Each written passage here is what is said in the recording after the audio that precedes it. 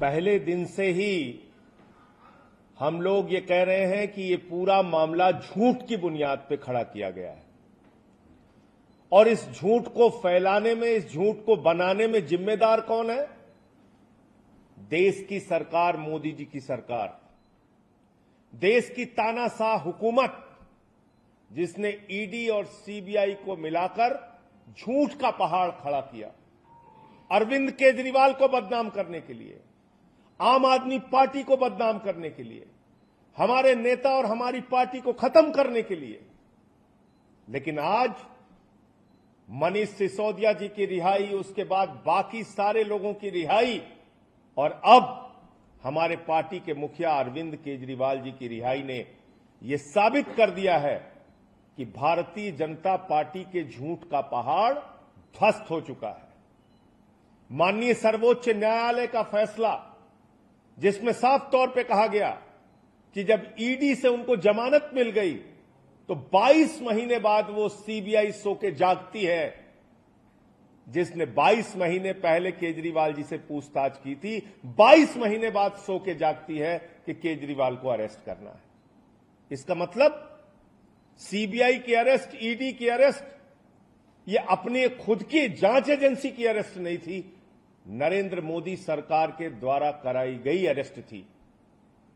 तो तानाशाही का अंत होता है, झुकते हैं तानाशाह, झुकाने वाला चाहिए और वो झुकाने वाला व्यक्ति है अरविंद केजरीवाल, जिन्होंने अपने संघर्ष की बदौलत, अपनी ईमानदारी की बदौलत, अपनी निष्ठा की बदौलत दिल्ली के और देश के लोगों की सेवा करके पूरे देश में अपनी लोकप्रियता हासिल की है।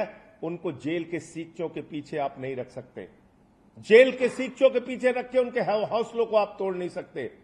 तो ये आम आदमी पार्टी के एक एक कार्यकर्ता के लिए बहुत खुशी का क्षण है, पूरे देश के लिए और दिल्ली के लिए बहुत ही खुशी का क्षण है। अब हरियाणा और दिल्ली के रण में भारतीय जनता पार्टी को बुरी तरीके से हम लोग पराजित करेंगे और केजरीवाल जी के बाहर आने के बाद उस अभियान में भी बहुत बड़ी मजबूती मिलेगी। आज फिर से एक बार सुप्रीम कोर्ट ने यह कहा कि सीबीआई सरकार का तोता है। तोता मैना, ईडी, सीबीआई, इनका इस्तेमाल करके आप बाबा साहब के संविधान को खत्म नहीं कर सकते, इनका इस्तेमाल करके आप लोकतंत्र की हत्या नहीं कर सकते, इनका इस्तेमाल करके आप दिल्ली की चुनी हुई सरकार को खत्म नहीं कर सकते, अरविंद केजरीवाल की ईमानदारी और उनकी लोकप्रियता को खत्म नहीं कर सकते। यह सुप्रीम कोर्ट के फैसले से साबित हुआ है।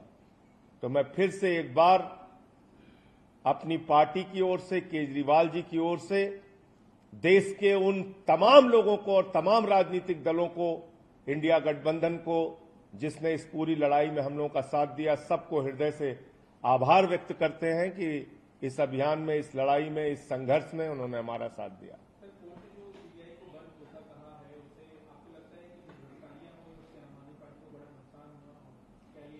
नहीं, अभी तो जो आज कहा है वो तो भारतीय जनता पार्टी को अब शर्म आनी चाहिए और भारतीय जनता पार्टी को देश से माफी मांगनी चाहिए इस चीज के लिए। जिस तरह से उन्होंने सीबीआई को तोते की तरह से इस्तेमाल करते हुए विपक्ष के नेताओं को गिरफ्तार करने का, ईडी को तोता मैना की तरह इस्तेमाल करते हुए विपक्ष के नेताओं को गिरफ्तार कराया, ये अपने आप में बहुत शर्मनाक है। इसके लिए भारतीय जनता पार्टी को माफी मांगनी चाहिए देश से।